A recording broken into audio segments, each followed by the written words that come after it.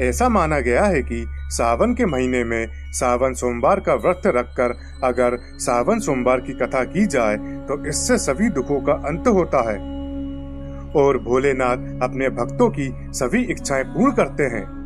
तो आप भी सावन के हर सोमवार अपने मन में भोलेनाथ का नाम लेकर इस पावन कथा को जरूर सुने। भगवान शिव की कृपा आप पर हमेशा बनी रहेगी।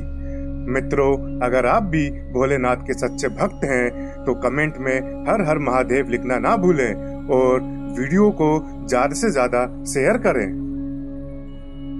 एक साहूकार भगवान भोलेनाथ का बहुत बड़ा भक्त था। उसके पास बहुत पैसा था लेकिन उसकी कोई संतान नहीं थी। वो हर रोज भोलेनाथ की पूजा अर्चना करता और शिव जी के समक्ष रोज दीपक भी जलाता। साहूकार की केवल यही इच्छा थी कि उसके घर संतान हो। साहूकार की भक्ति देखकर माँ पार्वती ने भोलेनाथ को कहा, आपका ये भक्त दुखी है, आपको इसकी इच्छा पूरी करनी चाहिए। भोलेनाथ ने माँ पार्वती को बताया, इसके पास पुत्र नहीं है और यही इसका दुख है। माँ पार्वती के कहने पर भोलेनाथ ने माँ पार्वती को बताया कि साहूकार के भाग्य में पुत्र योग नहीं है। अगर साहूकार को पुत्र का वरदान भी मिल गया तो उसका पुत्र केवल 12 वर्ष तक ही जीवित रहेगा। साहूकार ये सभी बातें सुन रहा था। साहूकार को ना खुशी हुआ ना गम। वो पहले की तरह पूजा पाठ करता रहा। एक दिन उसकी पत्नी ने एक बालक को जन्म दिया। उसके परिवार में जश्न का माहौल था लेकिन साहूकार पहले की तरह न खुश था न दुखी। 11 साल की उम्र में साहूकार ने अपने बालक को उसके मामा के साथ शिक्षा ग्रहण करने के लिए काशी भेज दिया। साहूकार ने अपने साले को बोला, रास्ते में ब्राह्मणों को भोज भी करा दे। काशी के रास्ते में एक राजकुमारी का विवाह हो रहा था जिसका दूल्हा एक आंख से काना था।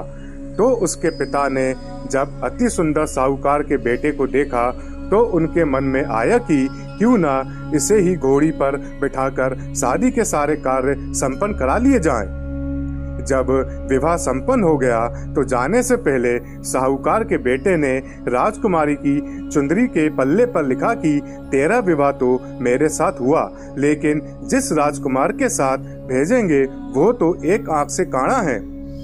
इसके बाद साहूकार का बेटा काशी पहुंच गया। राजकुमारी काने के साथ नहीं विदा हुई। एक दिन काशी में यज्ञ के दौरान भांजा बहुत देर तक बाहर नहीं आया तो मामा ने अंदर जाकर देखा तो भांजे के प्राण निकल चुके थे। मामा ने रोना पीटना मचाया। उसी वक्त वहां से शिव पार्वती जा रहे थे तो माता पार्वती ने शिव जी से पूछा, हे प्रभु, ये कौन रो रहा है? तभी उन्हें पता चलता है कि यह तो भोलेनाथ के आशीर्वाद से जन्मा साहूकार का पुत्र है। तब माता पार्वती ने कहा, स्वामी, इसे जीवित कर दे, अन्यथा रोते रोते इसके माता पिता के प्राण निकल जाएंगे। तब भोलेनाथ ने कहा कि हे पार्वती, इसकी आयु इतनी ही थी सो वह भोग चुका है। लेकिन माँ के बार बार कहने पर भोलेनाथ ने उसे जीवित कर दिया। लड़का ओम नमः शिवाय करते हुए जी उठा और मामा भांजे दोनों ने ईश्वर को धन्यवाद दिया और अपनी नगरी की ओर लौटे। रास्ते में वही नगर पड़ा और राजकुमारी ने उन्हें पहचान लिया। तब राजा ने राजकुमारी को साहूकार के बेटे के साथ बहुत सारा धन्य दान के साथ विदा किया। इसके बाद वो अपने गांव पहुंचे जहां साहूकार अपने बेटे और बहू को देखकर बहुत खुश हुआ। उसी रात साहूकार को स्वप्न में शिवजी ने दर्शन दिए और कहा कि तुम्हारे पूजन से मैं प्रसन्न हुआ। इसी प्रकार जो भी व्यक्ति इस कथा को पढ़ेगा या सुनेगा उसके समस्त दुख दूर हो जाएंगे और मनोवांछित सभी कामनाओं की पूर्ति होगी।